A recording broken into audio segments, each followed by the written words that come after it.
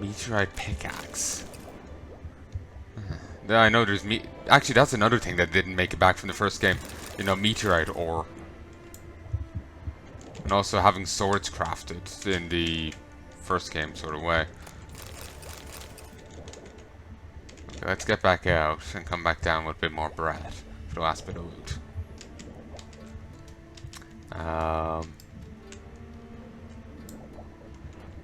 Up.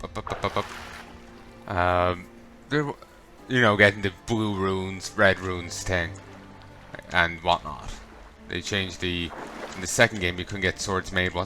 Actually, no, I'm remembering the crafting system now. They had a precursor to this crafting system.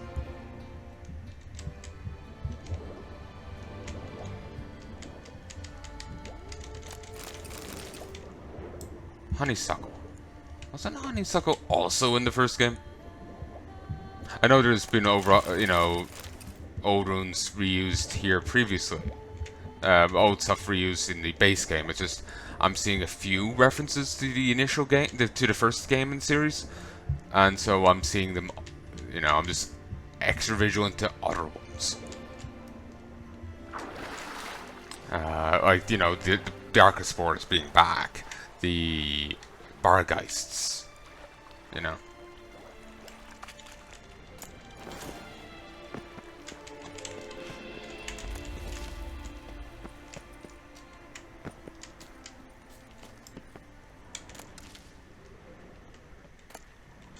Escape Artist's Journal. Part of a journal is sticky with dried blood.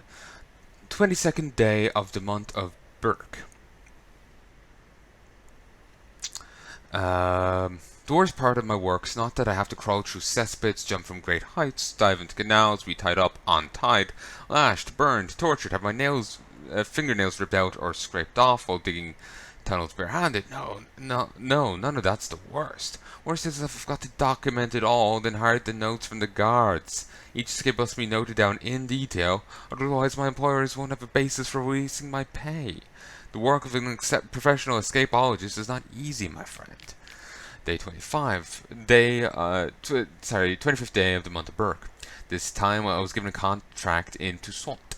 This is going to be a piece of cake. The guards are fat and dozing, the walls pocked. Legible fragment. I was given a thorough hiding today. Those guards are fat and idle true, but they know how to whip. Blast, I'm getting too old for this. I'll finish this contract, then it's time for a change of trades. 28th day of the month of Burke. Ha! I'm one lucky horseman. My fellow inmate, a man wrongfully convicted, told me a story about an elven treasure trove hidden underwater somewhere south of the prison. I believe he sensed I was planning an escape. I'm supposed to take that sly rogue with me in exchange for the key. Perhaps that's my ticket to an early retirement. Legible fragment. First day of the month of Blot. I completed my dig, only to learn I miscalculated and exited right into the lake. My companion had now learned to swim, it seems. Now he never will, for he sleeps the big sleep, dreaming of fish. Sadly, I didn't manage to take the key to the elven treasure from him.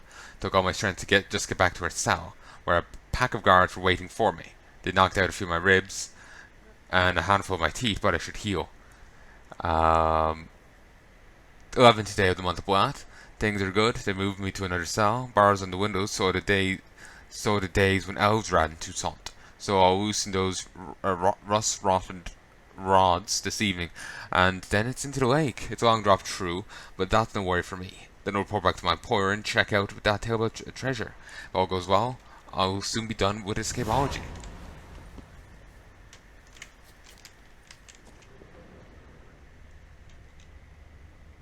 And I can see a few ribs, so he fell with the book. The book didn't just land there separately. So, well, that explains the little cave we found. L brings up alchemy.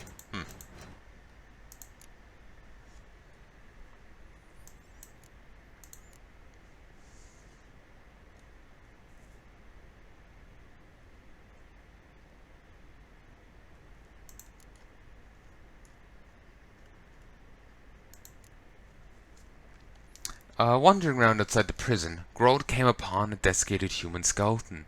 The notes he found on the remains proved interesting. Strong winds whirled around Crane Isle at all times, so the bones the Witcher found were polished clean. They belonged to a specialist in escapology. This professional mater had been to test the invulnerability of penitentiaries to flight by their inmates. He performed this service around the world, time and again letting himself be imprisoned, then striving to escape. It seems this had been his last attempt. Yet in the notes he had last compiled, it also made mention of a sunken elven vault. It was said to lie somewhere in the water near the prison. Needless to say, the Witcher was interested.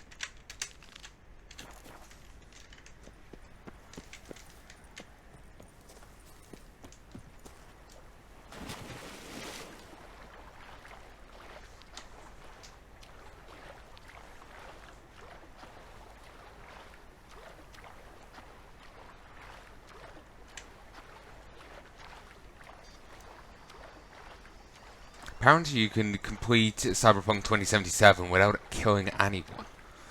Given that that's an option, I'm tempted in actually trying to pursue it. But part of me feels that shouldn't be a first playthrough sort of deal. In a lot of games, the most fun weapons are the lethal ones, you know? Can't really get up and... I don't know. I feel like I should leave the non-lethal takedown to the second run through. Well, I know I don't want to do lethal playthroughs in Dishonored. I feel a little differently about it here in Cyberpunk.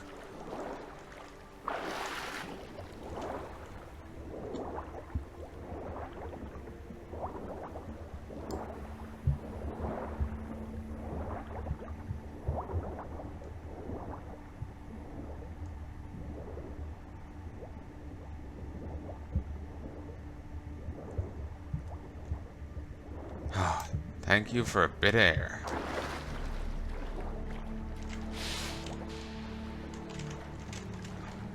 Oh, that was an ominous sound.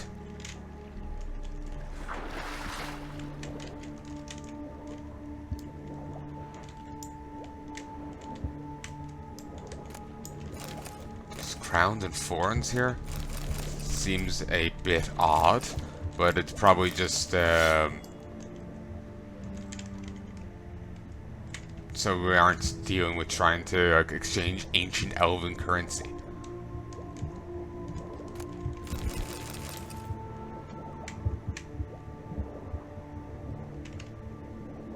Come on.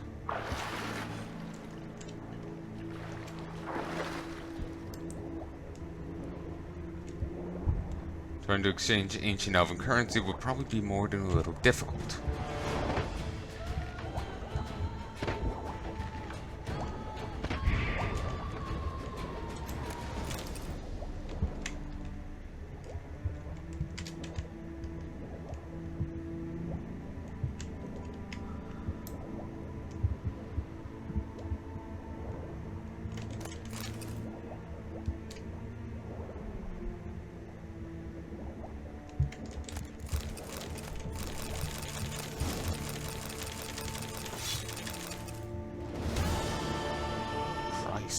That was a lot of stuff.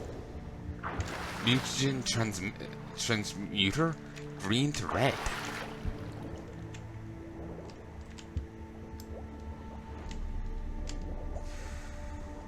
Alright. There's certainly a series of side quests here.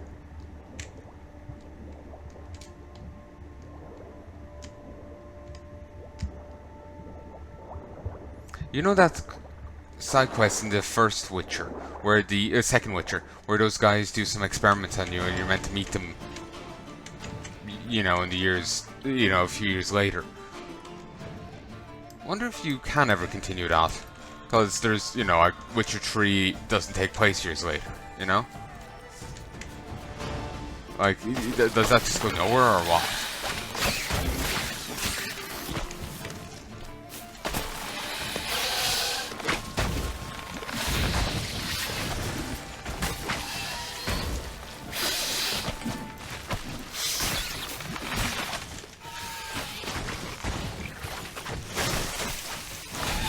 Do it. Come on.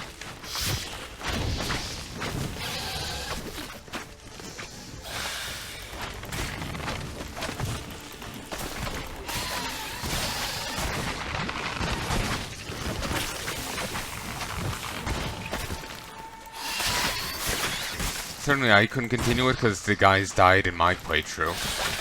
You kind of have to avoid doing that one quest to keep them alive.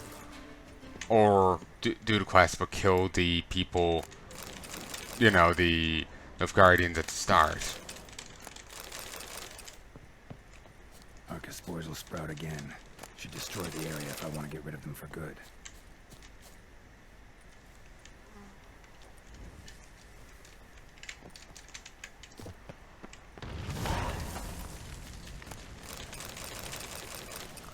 Nice amount of loot.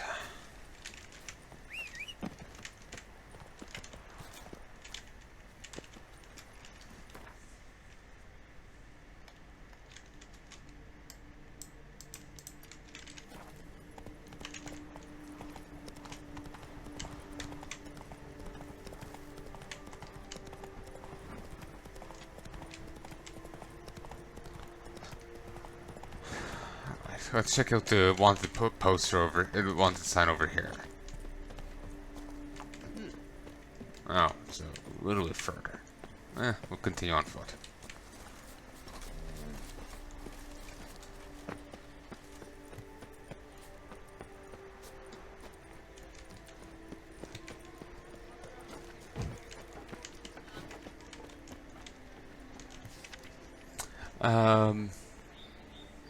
Francis de Volcaire, I challenge you.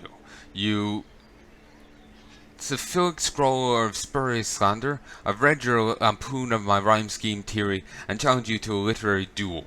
If any shred of dignity and courage, come to the next soiree at Lady Orana's residence with 3 poems prepared.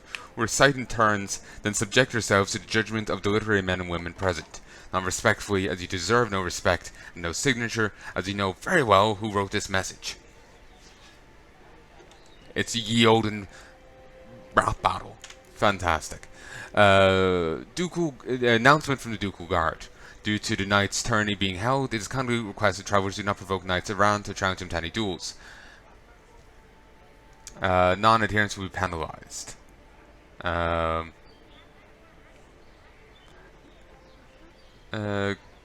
Deputy Commander of the Ducal Guard, Horace de Funds.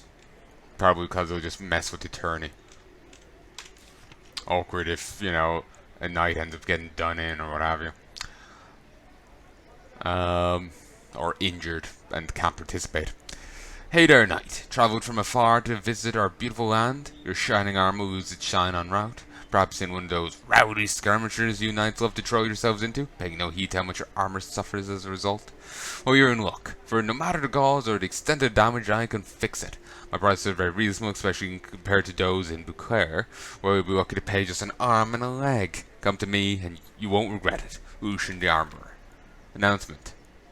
The answer is no. DL.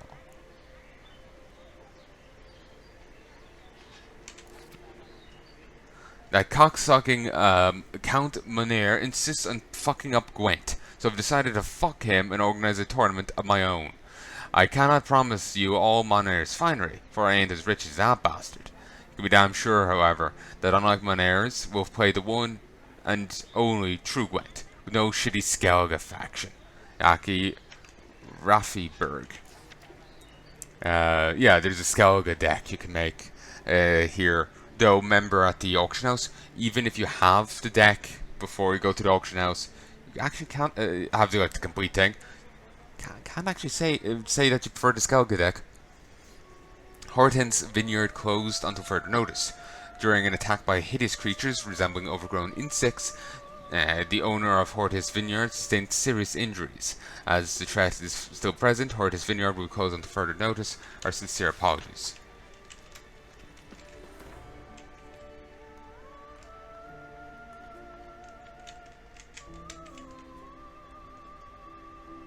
Let's start here. We can hit them all in an arc. Well, hit these 3 in an arc.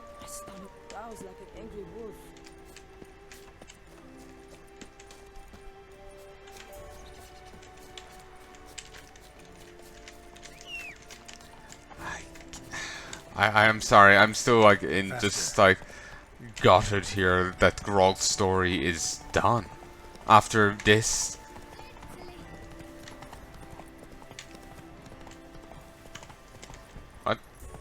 I can't believe Geralt's story is done. After this, after Blood and Wine, that's the end of Geralt. We won't be seeing any more. That's the end of him. We won't see any more adventures with him or anything. Well, yes, there's a Geralt TV show, Netflix show coming, and more books being translated. I'm not really holding out much hope for the Netflix show. I know, it's a different kettle of fish, and I know, I'm not hearing great things about it. Maybe it'll turn out better than I'm expecting, I'm just hearing some stuff as it's here in production, and it's not sounding too great. This guy's just like vibrating here on the spot. I think he's better now. But, and I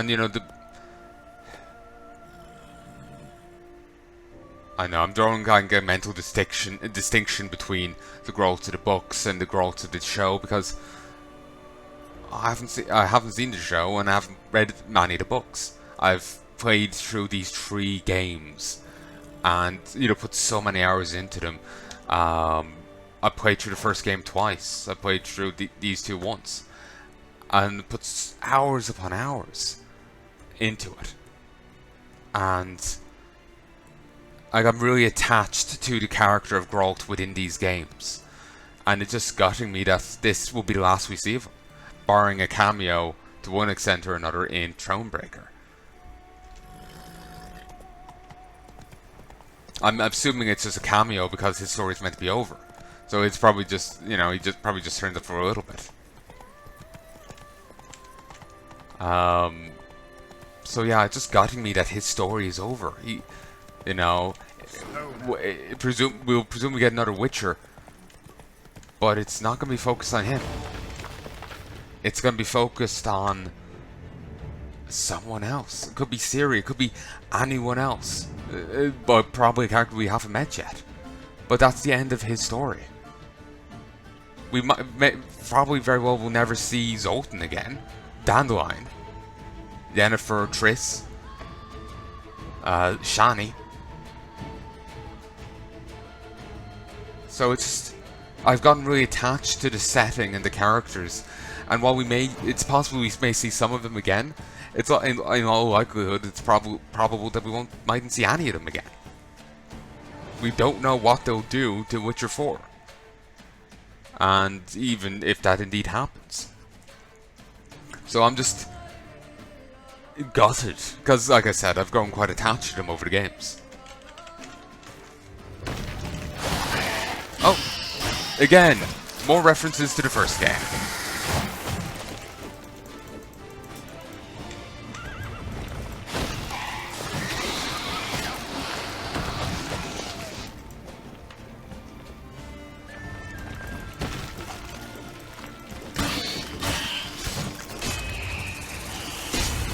I'm trying to spin, damn it.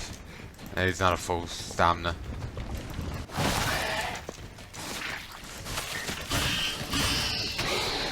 Nice. But yet another monster from the first game. Seems Toussaint here is just, land of old enemies.